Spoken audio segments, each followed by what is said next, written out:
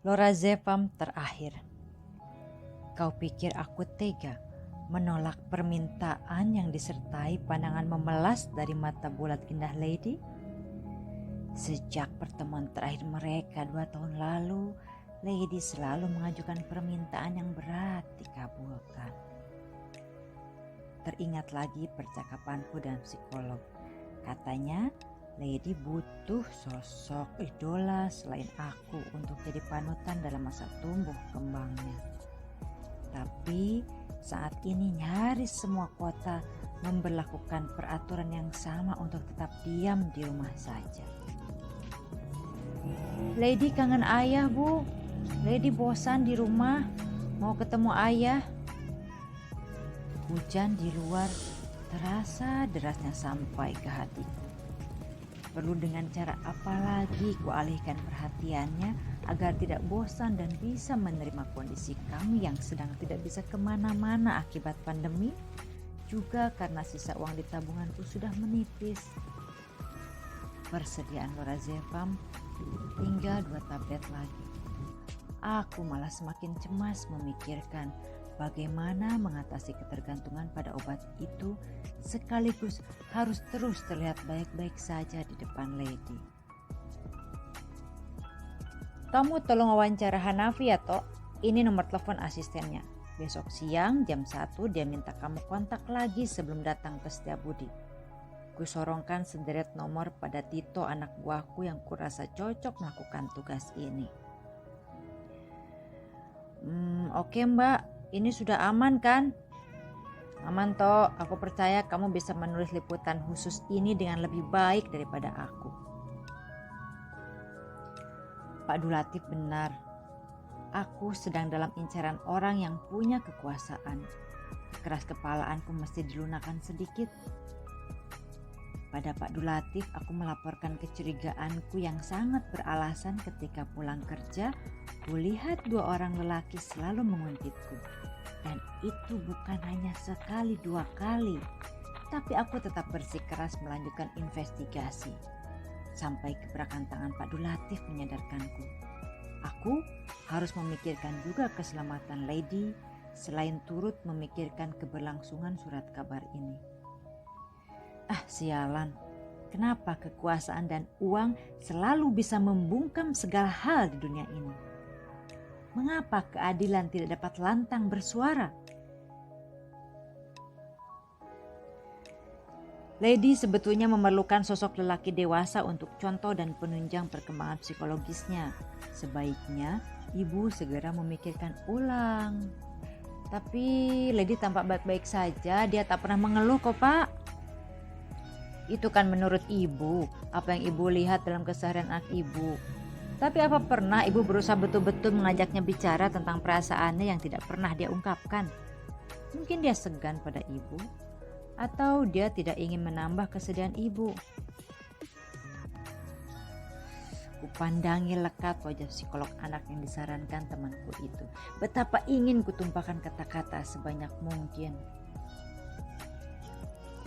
Sudah saya bilang, harusnya sejak lama kamu delegasikan pada orang lain. Pak Dulatif memainkan pulpen di jemari ini. Sebetulnya perusahaan ini sudah mau bangkrut kan Pak? Ternyata kalimat itu yang malah keluar dari mulutku. Peduli amat, aku sudah muak dengan kepura-puraannya. Kamu jangan macam-macam. Bulan lalu kamu sudah saya suruh untuk memetakan. Pak Budi yang atasan langsung kamu saja saya lewat, tidak tahu soal rencana ini. Coba kamu lebih bekerja samalah.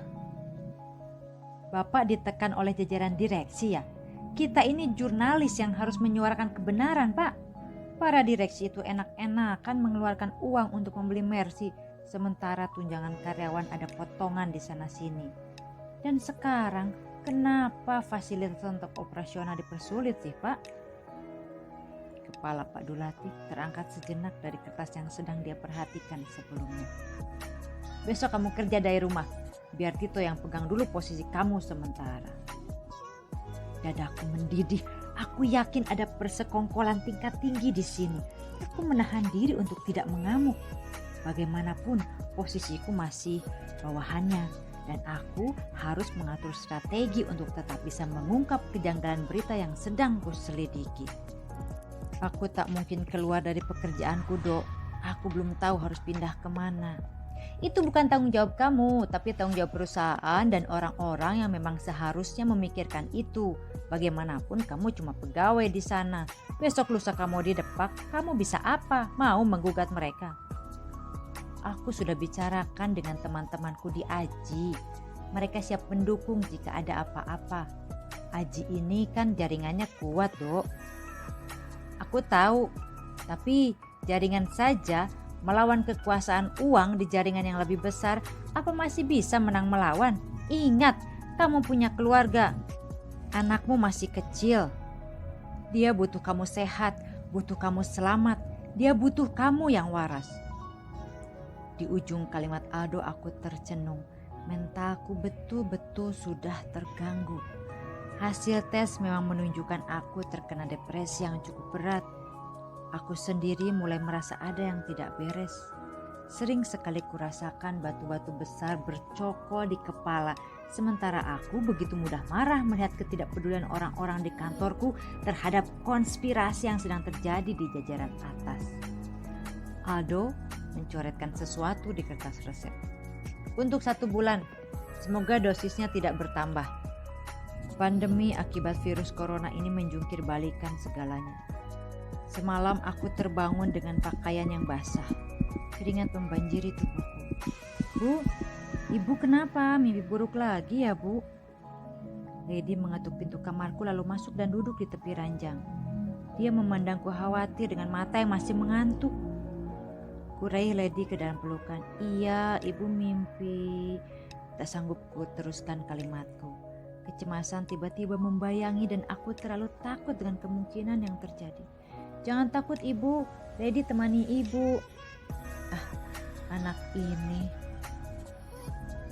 Sudah saja itu urusan kamu nanti bereskan. Pokoknya jangan sampai berita soal Hanafi tersangkut dana beasiswa pelajar itu naik. Bubar nanti kantor ini. Sulit sekali menahan diri untuk tidak menimbrung percakapan mereka dari balik bilik lesehan restoran ini. Aku gemas sekali, tapi tetap harus berstrategi biar terbongkar kecurangan apa lagi yang sedang direncanakan. Gigiku gemeletuk beradu. Tidak kusangka, ternyata Pak Budi sebenarnya tahu permasalahan yang terjadi tapi menutupinya dariku. Le, lihat kotak kaleng warna kuning punya ibu nggak? Teriakku sambil menyingkirkan setumpuk buku dan arsip koran di meja kerjaku. Di mana sih anak itu? Bu, Lady kangen ayah. Permintaan Lady pagi tadi berdenging di kuping. Aku sudah tidak tahan lagi. Seharusnya kamu bisa sembuh tanpa obat-obatan itu. Sebuah suara entah dari mana datangnya menggedor-gedor juga di kedua belah kupingku. Berebutan dengan suara dering ponsel yang terus-menerus berbunyi sejak tadi. Aku mengabaikan panggilan telepon itu, otakku kusut. Lady butuh ketemu ayahnya, sementara orang-orang di kantor sepertinya mulai menunjukkan perangainya yang asli dan mengkhianatiku. Ibu, Lady tadi ke depan, Lady mau lihat jalan, siapa tahu ayah jemput Lady. Lady mau ketemu ayah, tapi kata orang di luar pagar tadi, Lady harus diam di rumah. Apa kita aman di dalam rumah, Ibu? Tiba-tiba Lady duduk di sampingku dan mengagetkanku yang masih berbicara di telepon. Si Abu, kucing kami, melompat dan mengejar kupu-kupu. Kakinya menyenggol kotak kuning, lalu malah asik bermain dengan kotak kaleng itu. Mbak, kita menemui jalan buntu. Kalimat-kalimat berikutnya adalah penjelasan Tito yang panjang lebar. Kepalaku mendadak pusing sekali. Angka-angka di rekeningku silih berganti dengan jumlah tagihan yang harus kubayar. Mataku melihat kotak kuning yang seharusnya masih berisi lorazepam terakhir tergeletak di pot bunga di luar di bawah jendela kamar. Kotak kuning terus saja dimainkan si Abu dan semakin mendekati selokan kecil di samping rumah yang menuju selokan di luar. Kecemasan menggedor-gedor kepalaku. Kotak kuning berisi lorazepam terakhir sedang berada di ujung nasibnya.